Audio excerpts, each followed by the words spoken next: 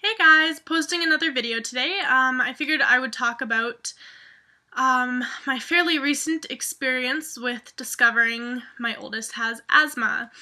So I had him home sick about a month ago, I think this was at this point, and he was homesick and he started getting a really raspy, shallow breathing, quick breathing. It was not sounding good, but to me it sounded just like a chest cold. It eventually got to the point where I called HealthLink, and they took a listen to him and told me to immediately get him to the children's hospital. And anyone who has ever had to take their child to the children's hospital or has gone to the hospital themselves knows usually it's like hours and hours and hours of waiting. This time, we get in there. I'm slightly panicking because I have no idea what's even going on at this point. They take his heart rate and take a listen to him, and he's immediately brought back to a room. Immediately, the second we get to the room, the oxygen masks, they put the oxygen mask on him, and of course he was freaked out by it, so he wouldn't put it on properly, and it was a mess. It was absolutely terrifying, especially not to know what was even going on. Like, I had no idea what was going on yet at this point, and didn't for quite a while after.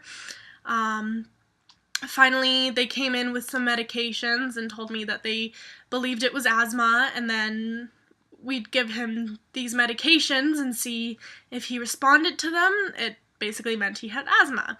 So now we have medications, which obviously he wound up having asthma.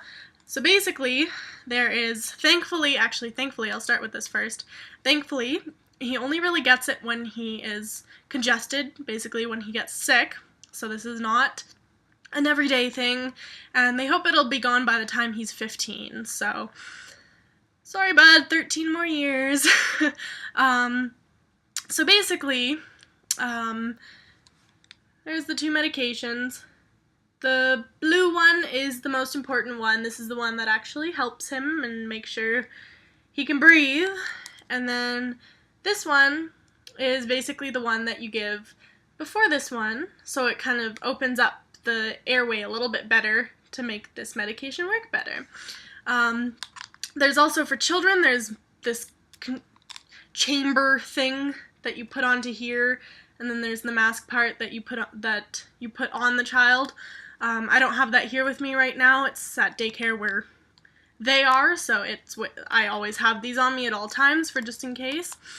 But yeah, and it really sucks. I was hoping he was going to be able to escape that gene, but obviously didn't. And anyone who has to go through it, just remember that asthma is not like it used to be.